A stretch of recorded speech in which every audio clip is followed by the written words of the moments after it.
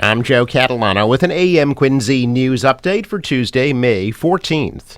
Two more budget hearings are scheduled in Quincy as the City Council reviews Mayor Thomas Koch's proposed $424 million spending plan. The Finance Committee reviewed the budgets for 19 departments last night without any major cuts. Budget hearings have also been scheduled for tomorrow night at 7 and June 3rd at 6:30, both at City Hall. The proposed budget represents a 4.5% increase in spending, or about $18 million. Mayor Thomas Koch is proposing the creation of a new Department of Grant Management, an assistant traffic engineer, new personnel to deal with retiree pensions and benefits, and new laborers in the Department of Natural Resources. The state is holding a public workshop today about plans to make improvements to Route 3A and Hancock Street in Quincy. That workshop is scheduled for 6 p.m. at North Quincy High School. Prior to the workshop, a walking tour of the area around the Kentucky Fried Chicken in Wollaston will take place at 4 p.m. The state says they will be studying making improvements to the northern Hancock Street section of Route 3A. Today's workshop will be translated into Mandarin and Cantonese, and a coloring station will be provided for children. A homeless man has been charged with breaking into a Quincy apartment last Friday afternoon. Police say 25-year-old Westnerson Augustin broke into an apartment at 95 West Quantum Street in North Quincy. Management reported spotting a man climb to a second-floor balcony and then enter the apartment through a sliding glass door. Officers entered the apartment using a master key, and Augustin fled out the window and ran down Fayette Street, where he was arrested after being identified by management. Police say Augustin also had 5 outstanding arrest warrants. Well, the MBTA announcing yesterday 13 speed restrictions have been lifted on the Red Line, the culmination of track work that saw shuttle buses replacing rail service on a portion of the line for just over a week.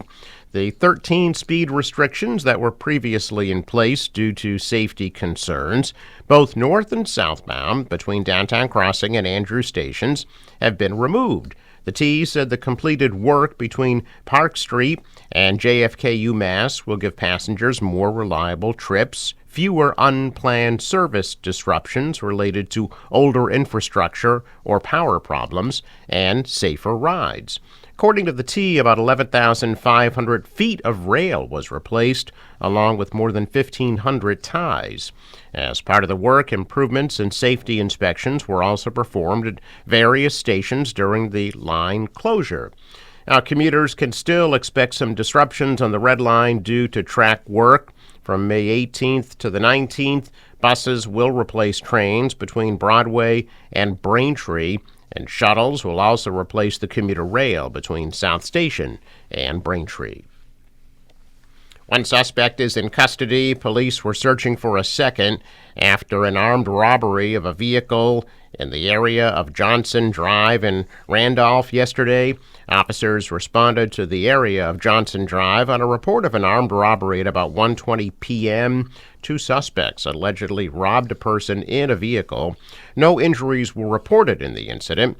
An 18-year-old Malden man was taken into custody after a foot pursuit by officers. He allegedly stole jewelry and a cell phone from the victim. The second suspect fled on foot to the area of the town dump next to Route 24. The State Police Air Wing was assisting Randolph Police. Officers armed with long guns and canine units were on scene near Johnson Drive yesterday afternoon.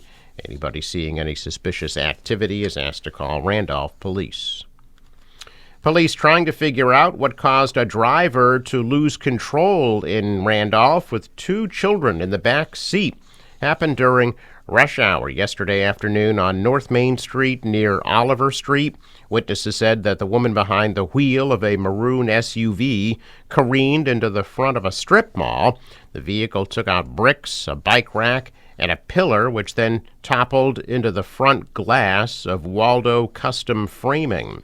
A car wash sign that had been hit by the vehicle then fell over onto a police cruiser that had responded to the scene. The children were in the back seat. Driver was in the front seat. Police said the woman and 2 children were taken to the hospital to be checked out, but are doing okay. Investigators have not yet determined if speed was a factor. So far, no charges have been filed. Uber and Lyft kicked off a defense of their worker classification status quo in Massachusetts yesterday by pitching themselves as technology companies that facilitate easier transportation rather than outright transportation providers, laying out the case they'll make before a Suffolk Superior Court judge over the coming weeks. State prosecutors allege that Uber and Lyft have long violated state law by treating drivers as independent contractors instead of employees, while attorneys for the popular ride-for-hire platforms contended that they connect drivers and passengers without exerting the traditional control of an employer. Attorneys for the company said repeatedly in their opening arguments that drivers are free to work as little or as much as they want, set their own schedules, and cross back and forth between competing platforms, giving them independence that standard employees don't have. The core business of Uber and Lyft, their lawyers argued, is the technology connecting drivers and potential riders through apps, and not the trips themselves. One Uber attorney pointed out that the company does not, quote, own a fleet of cars and trucks, and likened it instead to a travel agent who steers would-be vacationers toward local transportation options such as bus tours. Well, if you're planning to hit the road for Memorial Day weekend, AAA is sharing some tips on how you might avoid the traffic. Nearly 44 million travelers are expected to travel during Memorial Day weekend from May 23rd through the 27th. And AAA Northeast projects this year will be the second highest number of people traveling for the holiday weekend since it began tracking in 2000. Road trips are expected to set a record this year. AAA projects 38.4 million people will travel by car over Memorial Day weekend, the highest number for the holiday since AAA began tracking 24 years ago. And the number of drivers this year is up 4% compared to last year, and 1.9% higher than in 2019. Airports are also bracing for a spike in travelers. AAA expects 3.51 million air travelers this holiday weekend, an increase of 4.8% over last year and a 9% jump compared to 2019. Nearly 2 million people are expected to travel by other modes of transportation, including buses, trains, and cruises. AAA projects 1.9 million people will take those other modes of transportation. That's an increase of 5.6% over last year. According to AAA, drivers leaving Thursday or Friday should expect the heaviest traffic during the afternoon when travelers mix with commuters. According to data from transportation analytics company INRIX, travelers going back home on Sunday or Monday should avoid the afternoon hours when return trips likely will peak. Also, according to AAA, the top travel destinations for Memorial Day weekend are theme parks and entertainment venues in Orlando, Florida, New York City, Las Vegas, and Southern California. Seattle, Anchorage, Alaska, and Vancouver, British Columbia also rank high for visitors due to the popularity of Alaska cruises this time of year. And Florida beaches and cruise ports will also be packed. And AAA car rental partner Hertz reports that cities boasting the highest rental demand this Memorial Day weekend include Orlando, Denver, Atlanta, Boston, and Las Vegas. Boston is also among the top 10 domestic destinations for the Memorial Day weekend. On the international front, European cities dominate in popularity. The top 10 include Rome, Vancouver, London, Paris, Dublin, Amsterdam, Athens, Greece, Barcelona, Spain, St. George, Bermuda, and Edinburgh, Scotland. AAA is advising travelers who want their choice of options for summer travel to book now. The 40th annual Quincy Senior Olympics continues today with men's bowling at 10 a.m.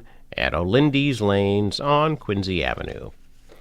Check of business news this morning, and stocks are mixed. The Dow fell 89 points, the Nasdaq rose 47, the S&P dropped 1 point. Asian shares also mixed. The dollar rose, the euro is down. Oil at $79 a barrel. In sports, Celtics get a big win over the Cavaliers, 109-102, and take a 3-1 lead in their playoff series. Game 5 tomorrow night at 7, back in Boston. And it's do or die for the Bruins tonight in Florida against the Panthers at 7 o'clock, a decisive Game 5 as Florida leads that series 3-1. The Rays beat the Red Sox at Fenway last night 5-3. That series continues tonight at 7:10. Today's forecast from the National Weather Service: some morning clouds and then some afternoon sun. A warm day with a high near 80 degrees. Partly cloudy tonight, low 52. Tomorrow mainly cloudy with a high of 75. Thursday some scattered showers and a high of 68. Friday cloudy and a high 66. The marine forecast calling for 1 to 2 foot waves. Winds southerly at 10 to 15, gusting to 20 knots.